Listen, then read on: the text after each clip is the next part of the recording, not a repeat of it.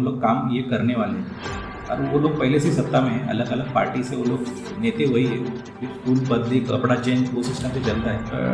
टक्कर मुझे लगता है कि बहुजन विकास आघाड़ी से ही होगी हमारी, क्योंकि जो गावित साहब है उन पर कुछ लोगों की नाराज़गी है। अभी बस हो गया, थोड़ा सा गावित साहब ने आराम करना चाहिए।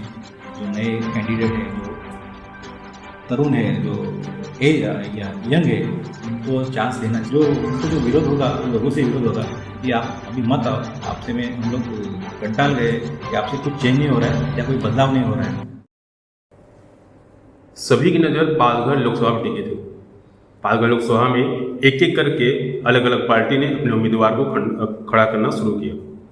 महाविकास आघाड़ी से भारती कामड़ी खड़ी हुई, उसके बाद महाविकास आघाड़ी के बाद जिजाऊ फाउंडेशन से पालघर जिले में कल्पेश जी खड़े हुए।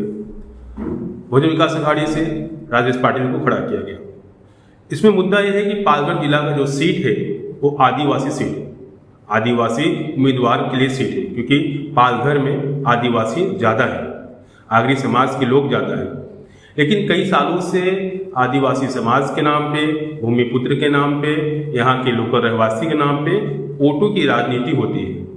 चुनाव नज़दीक आते ही सभी उम्मीदवार, सभी पक्ष के नेता अपनी रणनीति, अपनी कूटनीति शुरू करते हैं और कोशिश करते हैं कौन से मुद्दे को उठाया जाए जिसके बाद वोट बैंक हमारे हिस्से में गिरे और हम जीते। ये सिलसिला कई सालों से लगातार चलते आ रहा है। लेकिन इस बार पालघर लोकसभा चुनाव में एक नई बात है कि यहाँ पे एक उम्मीदवार ऐसे भी खड़े हुए हैं जो कि राजनीति में नहीं थे, पहली बार उम्मीदवारी के लिए खड़े हुए। जिजाऊ फाउंडेशन ने अपने उम्मीदवार को खड़ा किया। जिजाऊ फाउंडेशन के सर्वे सर्वा खुद खड़े हुए भिवंडी लोकसभा से। आपको एक मूवी याद रहेगी नायक, जिसमें अनिल कपूर अचानक आते हैं और सब कुछ बदल के रख देते हैं। सर नमस्कार। नमस्ते। आप खड़े हुए हैं पालघर जिले में, भिवंडी लोकसभा से जिजाऊ फाउंडेशन के सर्वे सर्वा सामने से खड़े हुए हैं। एक मूवी थी अनिल कपूर की, इसमें अचानक अनिल कपूर आते हैं और खड़े होते हैं, सब कुछ बदल जाता है। राजनीति हो रही है, वोटों की गिनती हो रही है, मुद्दे उठाए जा रहे हैं और इस वक्त पालघर जिले के आदिवासी को हर कोई अपना बता रहा है। क्या कहेंगे? जिनकी स्थिति जो थी वही है। पश्चिमी विरार के आगे निकलेंगे आप, अगर गांव में घुस जाएंगे तो गांव कई साल पीछे लगेगा। आपको लगेगा कि आप समय से 20-25 साल पीछे चले गए हैं। उनका विकास नहीं हुआ, लेकिन जो खासदार चुन के आते हैं उनका विकास हो जाता है। क्या कहेंगे आप? नमस्ते। तो जो आप मूवी की बात करें वो तो काल्पनिक है, एक फिल्म स्टोरी है, पर वही एक उसी तरह का काम नीलेश सांबरे साहब ने 15 साल से हमारे पालघर जिले में धड़पुली विक्रमगढ़, जहाँ हम बैठे हैं, वहाँ खड़ा किया हुआ है। एक 130 बेड का दवाखाना हॉस्पिटल, एक CBSE बोर्ड के 6 स्कूल, ये सब फाउंडेशन सर, यही सब बेस है, यही मूलभूत एक आवश्यकता है कि अगर इधर का जो समाज है, आदिवासी समाज है, बहुतांश समाज है, अगर पढ़ेगा तो अपनी ज़रूरतें समझेगा, अपने को खुद को डेवलप कर पाएगा, एक इनकम सोर्स को उसको चालू हो जाएगी। और उसके बाद भी अगर उसको कोई मेडिकल दिक्कत आ रही है, उसके लिए भी हम लोग खड़े हैं। हमारा खुद का हॉस्पिटल है कि आपका पेशेंट लेके आओ, आप घर में मत रखो उसको, आपके पास पैसे नहीं रहेंगे, आप पेशेंट लेके आओ। आपका एक सिर पे जो बोझ है हम लोग कम करने के लिए तैयार है। सिर्फ आप पढ़ो लिखो और जिले का विकास होना चाहिए, ये हमारा एक धोरण। 15 साल से हम काम कर रहे हैं, पर उसके बाद भी जो सरकार अपनी एक उनकी जो जिम्मेदारी है वो नहीं निभा रही है, तो इसके लिए हमको समाज कारण के साथ अभी राजकारण में सर आना पड़ रहा है। शिक्षा, स्वास्थ्य और बाकी अन्य सुविधा भी आप यहाँ के लोगों को दे रहे हैं, तो वो सुविधाएं आप लगातार लोगों को दे रहे हैं कई सालों से, तो राजनीति क्यों? ये काम तो आप पहले भी करते आ रहे हैं सर। अब पहले हम पालघर क्या पावर हासिल करना चाहते हैं? नहीं सर, एक लिमिटेशन था, पालघर जिले तक ही हम काम करते हैं, पालघर थाना के लिए। और अभी सर सोशल मीडिया इतना बढ़ रहा है कि सांबरे साहब के पास कोकण के 5 जिलों से और विदर्भ से भी लोग आ रहे हैं कि हमको मदद करो, हमारे बच्चों को पढ़ाओ, हमारे बच्चों को, हमारा जो पेशेंट है उसको ठीक करो। तो उसके लिए सर जो नीलेश सांबरे साहब है वो खुद के इनकम से ये सब कर रहे हैं। और अभी सर एक लिमिटेशन उसके लिए उस साहब वही बोलते कि अगर गवर्नमेंट से मेरा इनकम है, मैं अकेला आदमी हूँ, और गवर्नमेंट से इतना लाखों करोड़ रुपए खर्चा हो रहा है जिले के आरोग्य व्यवस्था पे, शिक्षण व्यवस्था पे, फिर भी अगर कुछ बदलाव नहीं हो रहा है तो ये पैसा किसी गलत जगह पे जा रहा है या फिर वो उसका आउटपुट नहीं आ रहा है। तो उसके लिए अपने को एक एग्जाम्पल सेट करना पड़ेगा कि गवर्नमेंट का पैसा आरोग्य और शिक्षण पे कैसा खर्चा करना चाहिए, उसका फाउंडेशन क्या है, उसका बेस क्या है, आपको किस नीतियों पे काम करना चाहिए, उसी के लिए हम राजकारण में आ रहे हैं। राजन गावित भी आदिवासी नेता हैं, आप भी आदिवासी समाज के नेता हैं, भारती कामड़ी भी आदिवासी समाज के नेता हैं और राजेश पाटिल भी हैं। इस बार इतने जो ऑप्शन आए हैं वहाँ के लोगों के लिए, वो किससे चुनेंगे? आपको नहीं लगता कि काफ़ी जोरदार टक्कर होगा?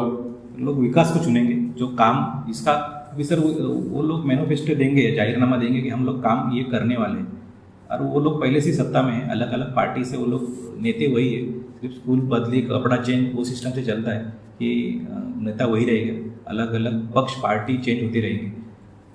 हमारा जो काम है जिजाऊ संस्था का, वो काम हमने पहले 15 साल में किया हुआ है और उसके बेस पे हम लोग वोट मांग रहे हैं कि हमने ये काम किया है और उसको बढ़ाना है, तो इसके लिए हम लोग वोट मांग रहे हैं। आपको क्या लगता है सर, कौन आपको जोरदार टक्कर देगा? सर टक्कर मुझे लगता है कि बहुजन विकास आघाड़ी से ही होगी हमारी, क्योंकि जो गावित साहब है उन पे थोड़ी सी लोगों की नाराज़गी है। गए 15-20 साल से वही जिले में काम कर रहे हैं, वो प्रॉपर नंदुरबार के वहाँ से इधर आए, लोगों ने स्वीकारा भी, फिर भी विकास नहीं हुआ है, तभी लोग कंटाल गए कि अभी बस हो गया, थोड़ा सा गावित साहब ने आराम करना चाहिए। जो नए कैंडिडेट है, जो तरुण है, जो यंग है, उनको चांस देना चाहिए। मैं गावित साहब को ये विनती करूँगा कि आप आराम करो, जो यंग कैंडिडेट है वो जिले का काम करने के लिए अभी सक्षम हो गए। भारती कामड़ी को आप टक्कर नहीं मानते? सर अभी जो हालत देख रहा हो कि थोड़ी सी भारती कामड़ी मैडम, उनको पार्टी से या जो उनके मित्र पक्ष है उनसे ही सपोर्ट नहीं मिल रहा है, ऐसा मुझे जो अभी इधर का जो वातावरण है उससे लग रहा है मैडम अकेले गिर रही है। तो इसके लिए मैं जो बहुजन विकास आघाड़ी है वही उन्हीं को अपने टक्कर में भी मान रहा हूँ। 2014 में जब मोदी सरकार पूरे देश में आई, उसके आने के बाद जितने भी मंत्री बने मोदी सरकार के महाराष्ट्र के, चाहे इसमें विद्या ठाकुर हों, चाहे इसमें आदिवासी मंत्री विश्व सारा हों, तमाम जो मंत्री बने थे, उन्होंने पालघर जिले में अलग अलग गांव लिया था विकास करने के लिए। आपको शायद याद होगा, उस गांव की हालत ऐसी है कि वहाँ पानी भी नहीं है, कई गाँव के बच्चे कुपोषित आज भी हैं। वसी विरार की मैं बात करूं तो वसी विरार में आज भी पानी के नाम पे रोज़ दिक्कतें सामने आती है, पानी की समस्याएं आज तक खत्म नहीं हो पाती। क्या वजह है? लोग करना नहीं चाहते हैं, जो मूलभूत सुविधाएं हैं उन तक वो नहीं पहुंच पा रही है, तो इसकी क्या वजह है? पानी की समस्या ग्रामीण भागों में तो है ही, मतलब मोखाड़ा हमारा जो विक्रमगढ़ का ढांग का जो भाग है, पर परसों जब मैं चुनाव प्रचार के लिए गया था, तो जो हाईवे के नज़दीकी वसई विरार में एक बैल बूढ़ा पाड़ा करके, वहाँ भी जो महानगर पालिका एरिया के क्षेत्र के अंदर है, बोईसर विधानसभा क्षेत्र के अंदर है, वहाँ भी सर पानी की दिक्कत है। सर मूलभूत सुविधा ही लोगों को चाहिए। अगर आप वोट मांगने जाओगे या कोई भी आदमी आपके सोना पैसा मुझे घर बना के दो, ऐसा कोई नहीं बोलेगा, वो सिर्फ बोलेगा मुझे पानी दो, मुझे मेरे बच्चे को शिक्षा दो, मुझे अच्छी आरोग्य व्यवस्था दो।